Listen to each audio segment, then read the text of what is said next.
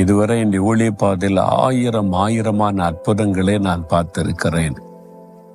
எல்லாமே இயேசுவின் நாமத்தினாலே நடந்த அற்புதங்கள் தான். பிரியமானவர்களே, இயேசு கிறிஸ்துவின் நாமத்தில் உங்களுக்கு என் அன்பின் வாழ்த்துக்கள்.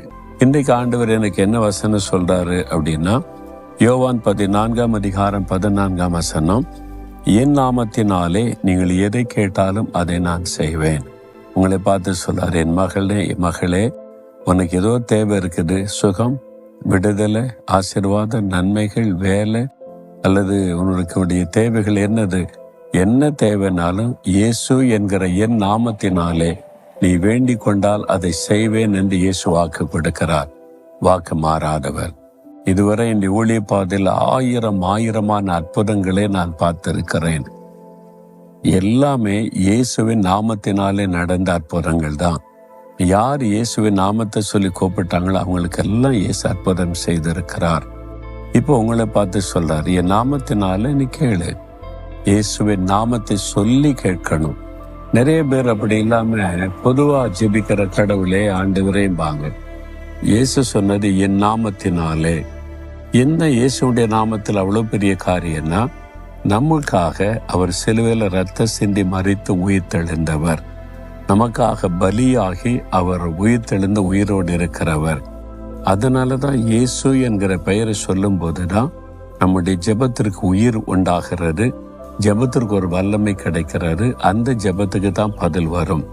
இயேசுவின் நாமத்தை பயன்படுத்தாம நம்ம என்னதான் ஜெபிச்சாலும் பரலோகத்திலிருந்து பதில் வராது. அதாவது சிலர் லெட்டர் எழுதுவாங்க, சிலர் பெரிய இந்த எக்ஸாம் எழுதுற பேப்பர் இருக்குல்ல, அதுல மாதிரி 10 பக்கம் 15 பக்கம்லாம் எழுதுவாங்க. எழுதி அவங்க மனசுலக்கெல்லாம் எழுதி நான் பதில் அனுப்பி விரும்பி அனுப்புவாங்க. நீங்க ஒரு கடிதம் எழுதுறேன்னு வைத்துக் கொள்ளுங்க. ராத்திரிலாம் உட்காந்து ரொம்ப நேரம் யோசி எல்லாத்தையும் ஊழியக்காரருக்கு எழுதுவோம், நமக்காக ஜெபம் பண்ணி பதில் தருவாங்கன்னு எழுதி மணி கணக்கா உட்காந்து எழுதி கண்ணீரோட எழுதி பெரிய கவர்ல வச்சு அதை ஒட்டி போஸ்ட் பண்ணிட்டீங்க. ஆனா அட்ரஸ் எழுதல. என் அட்ரஸ் எழுதாம போஸ்ட் பண்ணிட்டீங்க. அதுக்கு பதில் வருமா? அந்த கடிதம் போய் சேருமா? சேராது. பதிலும் வராது. ஏன்னா அட்ரஸ் இல்லை. இயேசுவின் நாமத்தை சொல்லி ஜெபிக்காத எந்த ஜெபமோ அட்ரஸ் இல்லாத கடிதம் மாதிரி. அது பல்லவத்துக்கு போகாது, பதிலும் வராது. ஒரு சமயம் சென்னையில பக்தி உள்ள ஒரு குடும்பம், கிறிஸ்தவர் அல்லாதவர்கள், ரொம்ப பக்தியா தெய்வ வணக்கம் செய்யறவங்க, ஒரு முறை ஜெபிக்க அழைத்து நான் போய் அவங்க வீட்டுல அவனுடைய ஒரு பிரச்சனைக்காக ஜெபம் பண்ணி விட்டு வந்தேன். ஆனா அவன் ரொம்ப பக்தி, கடவுள் பக்தி. ஆனா இயேசுவை பற்றி அதுக்கு அறிந்து கொள்ளவில்லை. நான் போன பிறகு சொன்ன பிறகு கொஞ்சம் தெரிந்து கொண்டது. அப்ப நான் சொன்ன, இயேசுவை அவங்களுக்கு உங்களை வெளிப்படுத்துங்க அப்படின்னு சொன்ன போது ஆண்டவர் ஒரு நாள் பிரத்யட்சமாய் தன்னை வெளிப்படுத்தினார். அவங்க நீங்க எங்க இருக்கீங்களோ நாங்க பார்க்க வரோம்னு குடும்பமா என்னை பார்க்க வந்தாங்க. என்ன விஷயம்னு கேட்டேன். அந்த சகோதரி சொன்னாங்க, கணவர் வேலைக்கு போயிட்டாரு, பிள்ளைகள் வெளியே போயிட்டாங்க, நான் மட்டும் இருந்தேன். அப்போ நான் இப்பவுமே நிறைய பூஜை பண்ணுவேன், நிறைய இந்த தெய்வ படங்கள் இதெல்லாம் வச்சிருக்கிறேன், ரொம்ப பக்தியா இருப்பேன்னா இயேசு எங்க வீட்டுக்குள்ள பிரத்யட்சமாய் வந்தார், என்னோட பேசினார் சொன்னாங்க. என்ன பேசினார்? நிறைய காரியத்தை பேசிட்டு ஒன்று சொன்னார், மகளே நீ ரொம்ப பிரார்த்தனை பண்ற, விசுவாசத்தோட கடவுள் நம்பிக்கையோட பிரார்த்தனை பண்ற, ஆனா இயேசு என்கிற என் நாமத்தை சொல்லி நீ பண்ற பிரார்த்தனை தான் பரலோகத்துக்கு வரும். அந்த பிரார்த்தனைக்கு தான் பதில் கிடைக்கும்.